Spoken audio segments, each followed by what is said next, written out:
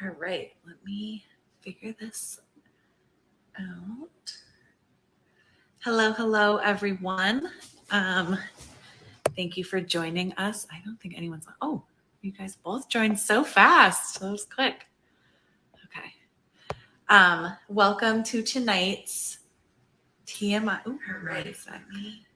Tonight's TMI Tuesday. I'm very excited. We are going to be joined again, per usual. And this week, I'm trying to let you in.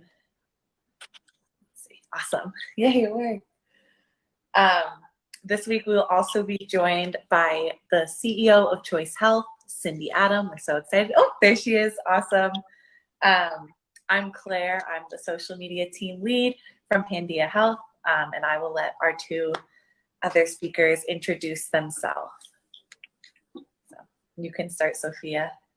Hey, everybody. I'm Dr. Sophia Yen. My mom said, claim all your titles. So ladies, claim all your titles. I'm CEO, co-founder of Pandia Health. I'm also a clinical assistant professor at Stanford Medical School, but only for identification purposes. Stanford does not endorse anything that I am currently saying. And Pandia Health is the only women-founded, women-led, the only doctor-led birth control delivery company. We're building the online health brand Women Trust, starting with birth control, adding on acne, and adding on menopause, because I'm of the menopause age, and all my friends are like, menopause, menopause. And I'm like, yes, we will find the best treatment and offer it to everybody. Woohoo. All right, Cindy. Awesome. Thanks, Sophia. I'm Cindy Adam. I'm a family nurse practitioner, and I'm also one of the co-founders and CEO of Choix. We are an abortion and sexual and reproductive telehealth provider, offering abortion care, as well as birth control, emergency contraception, UTI care, and other sexual and reproductive health services. Thanks so much for having me here today. We're so excited to have you. So you said that you have also telemed services. I know that you guys offer Plan C. So that was really one of the reasons we wanted to sit down and talk with you tonight. We've been doing a bunch of just conversations about Plan B versus Plan C. What is that? And in what situations would each of those apply? So I know Dr. Yen is our Plan B or emergency contraception expert, so I'm going to have you start with explaining emergency contraception, which is Plan B is kind of like how we are referring to it. Shorthand talk.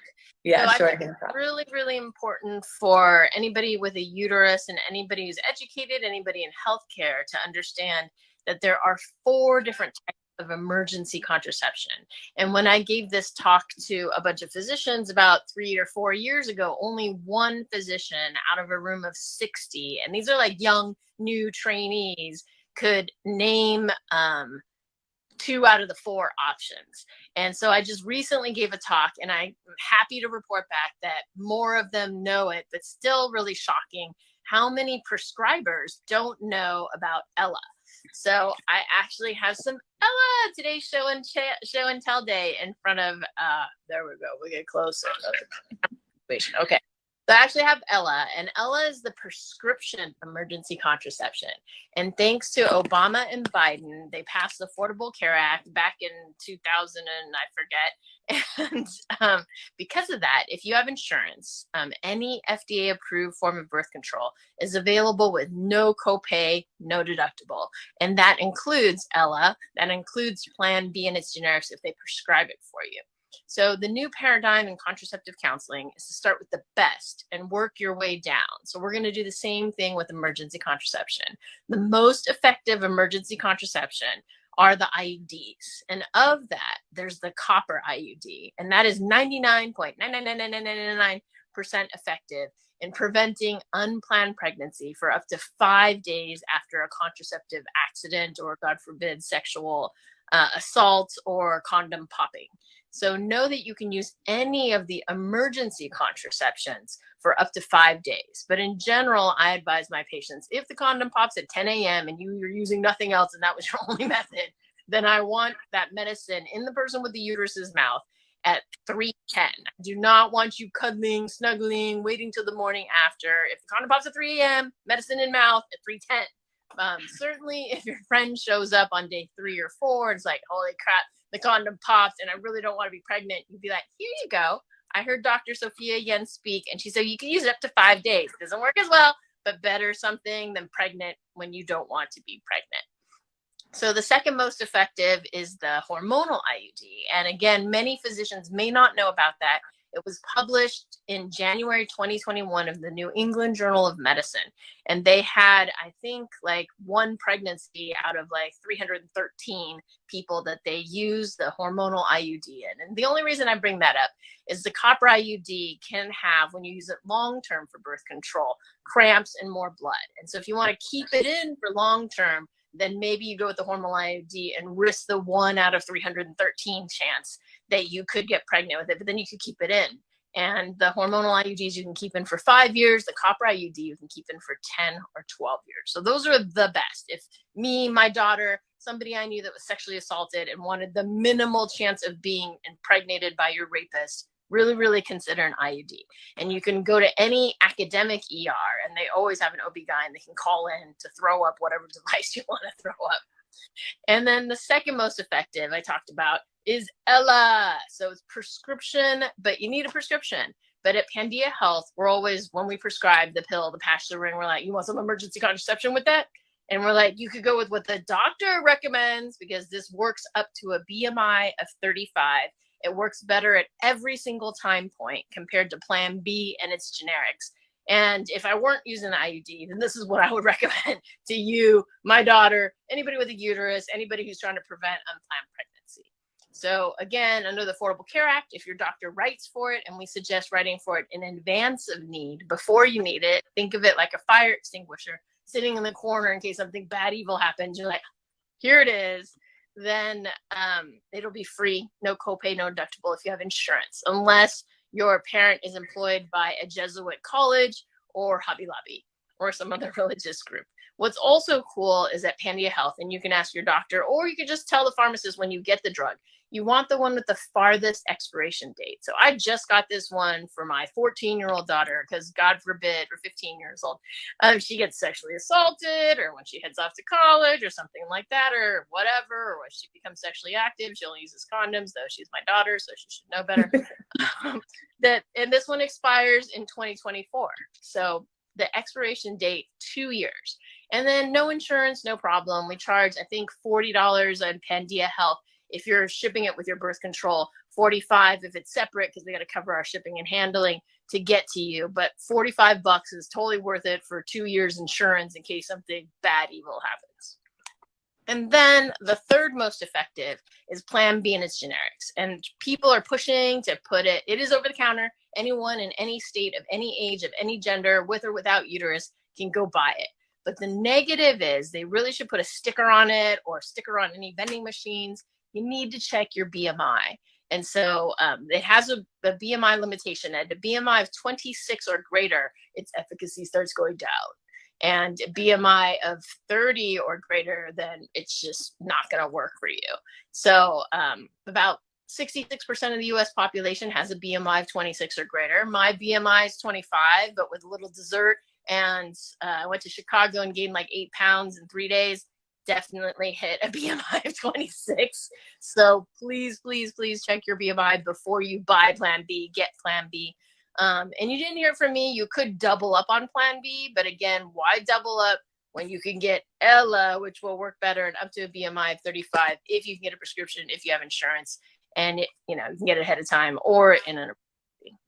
And then lastly, there's the USP or USP method, which is take 4 birth control pills now in 4 and 12 hours. But you only can do it with a levonorgestrel or norgestrel pill. You have to Google it and look it up and make sure you have the right one. And there's different color pills. Very complicated. So, but it's there if you got nothing else. So that's everything on Plan B, is emergency contraception. But if you find yourself with a positive pregnancy test, this is where I'm handing it over to nurse practitioner Adams. Awesome. Thanks, Sophia. So yes, an abortion is when a person chooses to end a pregnancy, and there are two main options for that. You can have a medication abortion or a surgical procedure to end the pregnancy. The medication abortion, there's a common misconception that there's just one medication, there's one pill, one abortion pill. The main method used that's FDA approved in the United States and that we at Choice offer is two pills. The first pill is mifepristone, which you take orally one time. And then the second medication is called misoprostol. And the misoprostol, depending on the way you take it, is taken vaginally or buccally, which is between the cheeks and gums. And that can be taken between 6 and 48 hours later, depending on the route.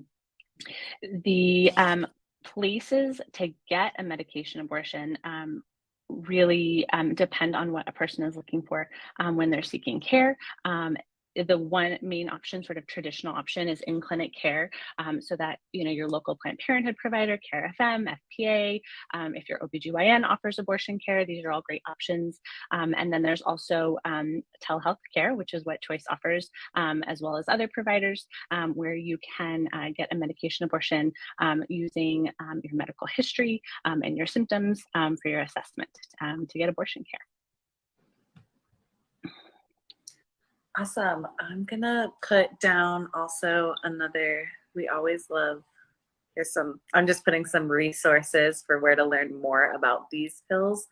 Obviously, as laws are changing, there are gonna be some laws changing about these medications. So it's best to educate yourself, stay safe, and just know everything and know all your options and the legality of each option. Absolutely. I'm happy to talk about resources too.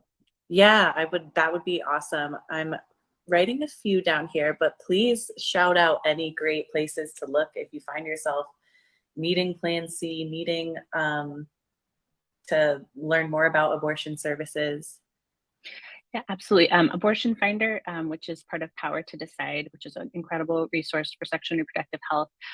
So that's abortionfinder.org. You can search for an abortion provider and you can filter for in-clinic care versus telehealth care. There is also the National Abortion Federation, which is prochoice.org, a fantastic resource to find local providers who are verified, as well as the NAP hotline, who can really help for folks who need to travel for abortion care. They can help connect people with funds. There's I Need an A. There's the Abortion Care Network, which is a great resource for independent abortion providers, as well as Plan C Pills, a great organization that helps connect folks who would like to get pills by mail. And then, of course, in addition to all of these clinic options, a really another important option to reference would be NNAF, or the National Network of Abortion Funds. So that's something that you can do now and that you can do in the future if you want to donate and support folks who need abortion funds and to travel for care. Or to seek care and assistance for traveling, because we know that traveling for care can be extremely burdensome and challenging for many folks who are seeking abortion care. Absolutely. And like we said, for emergency contraception, we offer emergency contraception. Like you mentioned earlier, you can go to a hospital to get a IUD if you need. And then Plan B is over the counter. You can also go to the pharmacist, if I'm correct, and ask if they have generics. That might save your pockets a little. But if you have insurance, definitely consider stocking up on Ella, keeping it on hand. That fourth method that we mentioned, the Yuzpier method, it is twice the amount of side effects with half the efficacy. So it is best to stay prepared, especially, like I said, as laws may change. Stay prepared, like keep yourself safe, because the government doesn't really want to keep us safe right now. And that kind of brings me to another topic we wanted to talk about. Why should we be preparing? Why do we prepare for the fall of Roe? Well, as many people may or may not know, May 3rd, somebody leaked the Supreme Court majority decision led by Alito, where he put out the most scathing critique of all the previous justices that are alive and dead that that participated in making sure that those of us with uteri have the right to bodily autonomy and decide my uterus, my choice. And it was horrifying in that he referenced, I just learned this new phrase, coverture.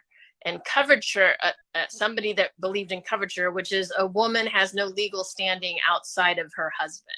So if you marry somebody, you can't get a credit card, you can't open a bank, you're basically his property. And it is just horrifying that he wants to take us back not just 50 years, but it took 50 years to get the right to abortion. And so we're going back 100 years. And talking to the activists, they're all just so angry, so sad. And we knew that this is the way it was going to go, but to see how radical they are taking it is just kind of horrifying. And so if Roe is overturned, and we're like 99% sure that it will be, unless someone can convince one of the judges to change their mind, then in about 26 states, abortion will be very difficult, if at all possible, to access. And what I think most of us don't realize, that we knew crazy stuff was going down in Texas, but that since they passed SB 8, abortion has been banned after 6 weeks. And those of us who have uteri know you miss one period and then you just wait and hope for the next period. And then if you've missed the second period, then you're like, crap, and that's like 8 weeks. 6 weeks is before that second missed period. And so somebody must be in sales of pregnancy tests and just pushing it. And maybe that's why they came up with this. But 6 weeks is just way too early for most people to realize that they're, that they want to be unpregnant. But the good news is, with medication abortion, you can use it up to 10 weeks for FDA and 12 weeks per WHO. Mm-hmm. And then there are still states that are going to have protections, but it's best to be prepared in the case that not everyone's going to be able to travel to those states. And especially if we are pushing all these people to travel to a state, then we're going to flood these clinics that do offer it. So the states that if you are living in a state where you feel, I'm fine, I'm protected, this doesn't affect me, it is going to affect you. It's going to affect everyone. It's going to affect the economy. It's going to affect everything. And I was writing an article for us, I think yesterday. I was like so deep in a Roe hole.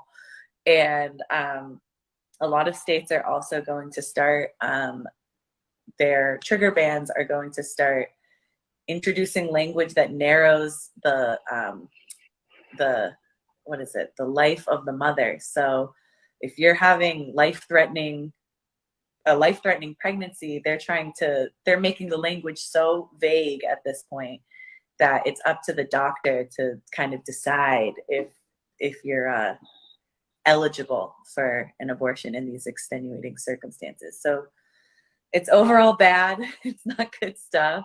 It's best to be prepared.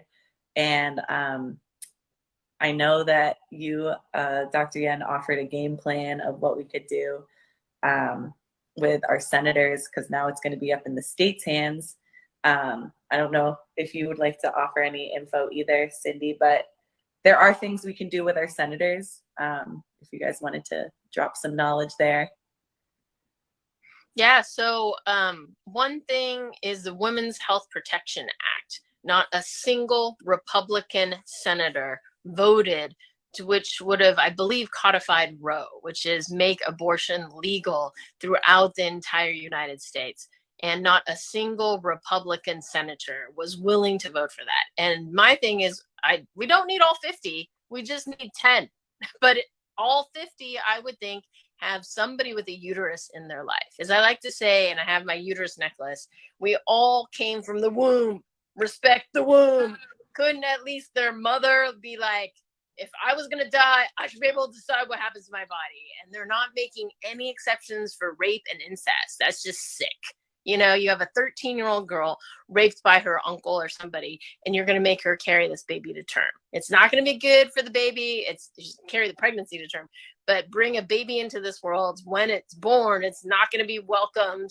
it's going to constantly remind the mom, it potentially could give her PTSD. There's just going to be guilt on that child and just all around. And unfortunately, I've seen, pro-choice victims, consequence children of, rape and incest, that support reproductive rights, because they know how horrible it is to force someone to continue a pregnancy that they don't want to continue. And as a physician, I always say that when you make abortion difficult to access or illegal, it doesn't make abortion go away. It just makes it dangerous, delayed, far more costly, and women will die. And the two stories I always cite is, this was like 5 years ago, and California, Berkeley, most liberal city and the most liberal state, we pay for abortion. If you can't afford it, there's a sliding scale. California will pay for your abortion. It was a single mom, and she took her son's hamster cage appendage, stuck it up her uterus, and tried to terminate her pregnancy. And it's like, you're at Berkeley in California. We pay for abortions. Why would you do this? And I don't know if she had 2 jobs and she didn't have time to go, or she was just so desperate or whatnot. And luckily she was in California, where our OB-GYNs are trained to perform abortions, so that, they could try to save her uterus, and that she didn't sit at home and just die. But you could imagine that if that was a teenager who was scared and she just stayed home, and then she got fever and chills, and people just thought that was COVID, and she's dead because she attempted something crazy. And then being an adolescent medicine physician, there was 2 adolescents in Texas, I believe, and the young woman was pregnant, and she asked her partner, I need to terminate this pregnancy. And he took a bat and just started beating up her uterus. And he was charged with, I believe manslaughter, but she, at the time, because abortion is not illegal, was not charged with anything. So desperate people do desperate things when they're desperate. And we shouldn't, as I like to say, we shouldn't send any doctor or nurse practitioner or any healthcare provider or anybody helping anybody provide a legal procedure that we've had in this country for the past 49 years. And just because of some crazy religious, zealous or political gain bunch of Supreme Court justices take us back 100 years. Yeah, it's I think it just goes to show, Dr. Chen, is how strong that stigma can be for folks, because even in states where there is care, people are afraid to access it. And I think that's a really big and important part of the conversation with abortion care, as far as educating people about what their options are, understanding what's safe and legal in your state, but also in general, because we know that people who know someone who has had an abortion, when people share abortion stories, we know that people are more likely to support abortion when they know someone who has had abortion. Like, often people always say, everybody loves someone who has had an abortion. Yeah. And so we know that can be a really important part of it. So I would encourage folks to continue storytelling and sharing, advocating, lobbying, donating. We know that even though the Supreme Court decision is extremely important and extremely impactful, it's only part of the story. It's part of the constitutional right to an abortion. But just like you were saying, it's so important that on a federal letter that we act to codify this into law to protect people, pregnant people, people who are seeking abortion, people who will be experiencing miscarriages, who are going to be treated differently. To anyone who is pregnant seeking care is at greater risk for their health because of what's going on. Absolutely. I know you mentioned donating, that I wanted to bring up the little deal we're doing, or I don't know if it's so much a deal, but we are awesome support. Yeah, we're collaborating with Choix. We're super excited to do this. That if you use our code, the code Choice with Pandia Health when you're signing up for our services, we will donate each time $5 to what was it? Can you guys elaborate a little more? It's a fund. Is it your fund? Or Yeah, so we work with ReproCare. They are a fantastic organization that offers a helpline that supports people who have questions or who are going through medication abortion. They provide great links to resources as well. And so they help providers collect donations to support patients for abortion care. So through ReproCare, we provide funds to folks who need financial assistance. And we're super grateful to you all at Pandia for supporting our patients. Because even though we offer care for $289, which is can be significantly less than in-clinic care, we know that that's still very expensive for most people. And so we're always working on ways to help reduce that overall cost and support anyone who needs care. awesome. Interesting to share stats to let people know that about 54% of abortions in the first trimester per 2020 were medication abortions. Because I, as a physician, didn't know that. My experience is I work with teenagers and in the past, but I haven't seen any lately. So that's good. They're all getting their birth control. When they chose termination, they always chose surgical because they're like, put me out, take it out, and then I don't have to think about it. Whereas medication abortion is, seen by some people more natural. You see it happen at home. It's like a heavy period. But for other people, like, I don't want to see that. I don't want to deal with that. So to know that in the United States, 54% of the first trimester are medication abortion. And I believe in like India, it's like 90% or something. Mm-hmm. Yeah, it's the first time that's been the case, and I think it's interesting. I think it's for a lot of reasons. In general, there's just needs to be more education and information around options, and medication abortion being one of them. But yeah, I think it's so important that people understand the differences between a surgical abortion, medication, and like you said, Dr. Yan, it's really about what works best for that person. Oftentimes for youth, it's great to have a procedure that they can go in one day that can be more discreet, private. They can take their time off from school or otherwise get their care, come home. Whereas, like you mentioned, a medication abortion can be really advantageous because it feels natural. You can control the time of when you start the process, but it might be prolonged. You might be having symptoms at home that you're feel uncomfortable managing. And so sometimes the surgical abortion is best. Other people prefer it because they prefer that it feels like a period. They can use ibuprofen, they can do it discreetly, you can do it over the weekend. There's a lot of benefits to both, and it really, it's about deciding what works best for you. So I think one thing, is to put pressure on primary care physicians that they too can provide medication abortion. So the states that Choix can't serve in, then you can ask your primary care doctor because they too could prescribe it. Absolutely. But my understanding is there's an issue with like the pharmacy, but I heard that might be lifted in the next couple months. Yeah. So great question. Yes. So mifepristone, the first medication used in the abortion process, has a special designation on it. Special is not the right word. A very political, very incorrect designation. Basically, it's something called the REMS, or the Risk Evaluation and Mitigation Strategy, which flags it as an unsafe drug. Even though it's a very safe drug, it's a progestin blocker. It just does what it's intended to do, in this case, which is stop a pregnancy from growing. And so what this basically means in practice, you cannot pick up mifepristone at your local pharmacy. You had to go see your provider, who has to have a special license to dispense mifepristone to you in person in clinic. And that is how you could get abortion care previously. However, because of the pandemic, there was actually a federal district court ruling back in the summer of 2021, which temporarily allowed some pharmacies to mail medication abortion. Some of our partners, American Mail Order Pharmacy and Honeybee Health Pharmacy.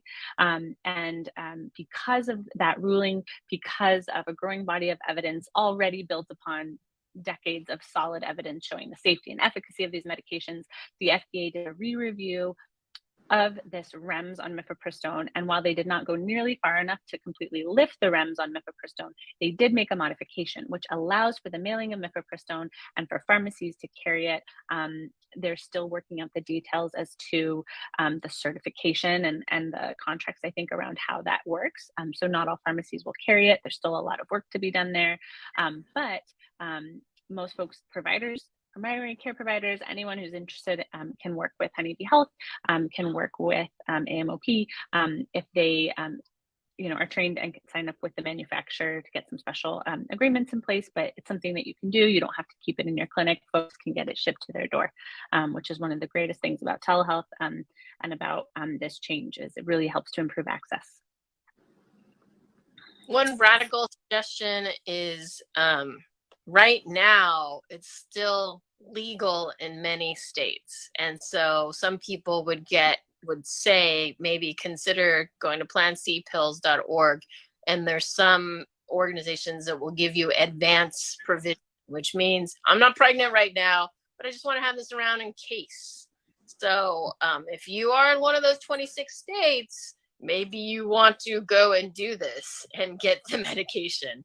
Know that in those states where it becomes illegal, there is on plancpills.org a medical practice out of, is it the Netherlands, that can ship you the medication from India. So there's no US entities involved, but you need a 2-week lead time. So the cutoff is technically 12 weeks. So if you are, less than 10 weeks, then you're good. But again, maybe everybody go get some, or at least one per block, or one per dorm, or one per roommate set, or something like that.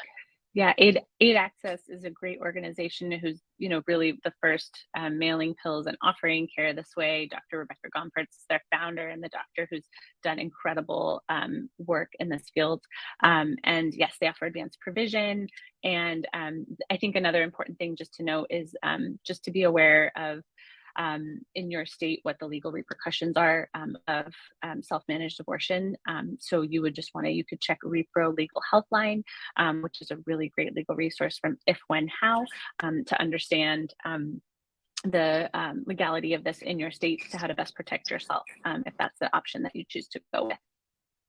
Yeah, no, I think that is the scary part, is if it becomes illegal in your state, when it becomes illegal in 26 plus states, when this Roe decision comes down, unless someone can convince some justices,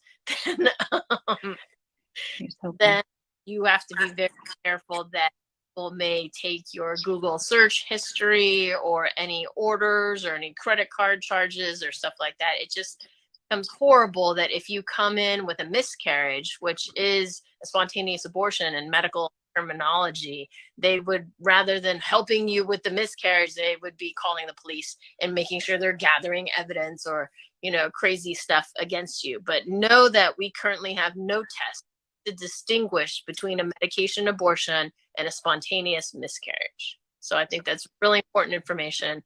And then if you can't remember all these resources, plancpills.org has that legal hotline, has a medical hotline. So any support anyone needs with medication abortion, Plan C Pills is a nonprofit. They don't make any money off of anybody, and they're just happy to provide accurate, safe information. So if you can't remember anything, plancpills.org, and tell everybody you know about plancpills.org. Absolutely. And just another sort of little tidbit there. If you're doing a medication abortion and you're concerned about safety or people knowing about it, just like Dr. Yan said, no one can tell the difference. There's no test. But the best way to take misoprostol, the second medication in the process, is, or if you're using it by itself, because that's another form of care to have an abortion, you'll want to do it buccally, which is the method between your cheeks and gums. Sometimes the vaginal method, the medication doesn't fully absorb. And so there might be undissolved tablets in the vagina, but the buccal method, you just leave it in the mouth 30 minutes and then swish and swallow. Maybe that's the one time we might advise douching before running to the ER. Normally, never recommend douching. But if you are in one of those 26 states and you did it intravaginally, you might want to douche. And then, oh, go ahead. No, you go. I was just going to say, I have some notes here from our CTO about just like some nice tech recommendations for folks. Because there's been a lot of concerns and questions around privacy and search history that come up around this issue. So I'm happy to just kind of read off some information that might be helpful for people in any state who just want to protect their privacy in general or specifically to this issue. But one of the three most impactful and accessible recommendations we have are as follows. Use a browser that's focused on privacy, such as DuckDuckGo or Onion browser. You can limit or disable location tracking within your device settings, and this can be really helpful. So for example, your general web page usage in one browser, so like say you use Safari, and anything you don't want tracked or marked or have marketing to you, so you don't get ads around abortion pills because you've been Googling abortion, then for example, use DuckDuckGo for that. So, shop, get your Pandia birth control on Safari, and if you need to seek abortion care or you have other things that you would prefer to be more private, use DuckDuckGo or the Onion browser. Then always, of course, before you're looking at a site, in general, always make sure that you check their privacy policies and how they use and share your information. Yeah, no, I think that leads to, there was a big phenomenon to push that nobody use any period tracking apps. Because I don't think people think about that. But if you have a period and it goes away for less than 10 weeks and then it comes back, it's a little suspect. And I went to MIT, so I have friends that are in IT security. And anything that has been on your phone or computer, unless you physically destroy it and crush it into a million pieces and throw it in the ocean, they can bring back. And if it was at any time stored in the cloud, and nowadays everything is stored in the cloud, then they can find it. So definitely you want to block your IP address when you're looking up anything that might be someday illegal in your state. The period tracking apps, they're like, either you need to make a code word or do it on paper. And even on paper, don't tell your significant other, or certainly don't tell your evil sorority sister who hates you, or your fellow pre-med who's competing against you, or anything like that. Anyone that could screw you over, because you're in a hostage. It can happen. Also, just you can always, if you are curious about where your state stands, you can look up what if Roe fell, and they will give you a map. I currently live in a state I live in North Carolina, so I currently live in a state that is totally up in the air. We're not going to know what happens until Roe is overturned, and even then, we don't know. So it's best to know where you stand, where your state stands, and if your state is standing in a position that you're not happy with, a hostile state, you take to the streets. Let's get loud and rowdy about this. And today's voting day. So if you all didn't vote. And today's the primaries, but there will be, the November elections. The Democrats need to hold the House and gain a couple more seats in the Senate, because we know the Republicans are not going to support reproductive rights. And we're afraid that they're coming for birth control next, LGBT rights, voting rights. It's, all intersectional. Absolutely. Yes. Just circling back to what Cindy said earlier, the Supreme Court overturning Roe is not the end of things. We still do hold power in our hands. So don't feel so helpless. Obviously, be prepared for the fall, but we can do things to have our voices heard. So, and don't get desperate and do crazy things. There are always options. So call the National Network of Abortion Funds, the National Abortion Federation. There's definitely people to help you to the best of our ability. Absolutely. Awesome, guys. This was a great talk. This was so helpful. Cindy, thank you for all your knowledge. That was amazing. I definitely learned some new things tonight as well. And thank you, Dr. Yen, for your knowledge. You guys are two brilliant ladies, and I'm honored to be able to talk to y'all. Are there any finishing points you guys wanted to add?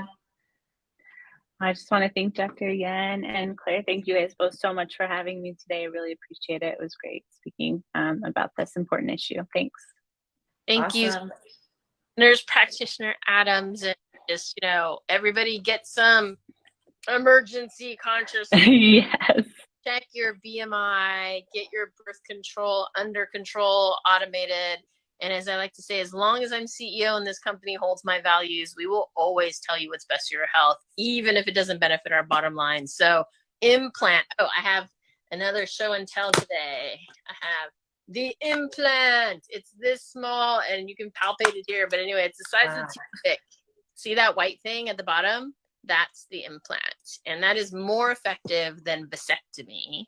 And then comes the hormonal IUD, and then comes tubal ligation, and then comes the copper IUD. So implant, hormonal IUD, copper IUD, then shot, then ring patch pill. But if you're not ready for this better ones, Pandia Health is here for you. We can deliver to all 50 states, and we can write the prescription in 14. We also encourage birth control tourism. So if you're in a state that we don't serve, you can drive 30 minutes, get to a state that we do serve, fill out the questionnaire, pay $20 once a year, and then we can deliver to all 50 states. And if you are signing up, just a quick reminder, use Choice at our sign up, and we will donate $5 to ReproCare, and they will help Choice help people afford medication abortion, because not everyone will be able to. So if you can pay it forward, please do. Awesome, guys. Thank y'all so much. Thank you. And everyone stay informed. Have a great night, guys. Bye.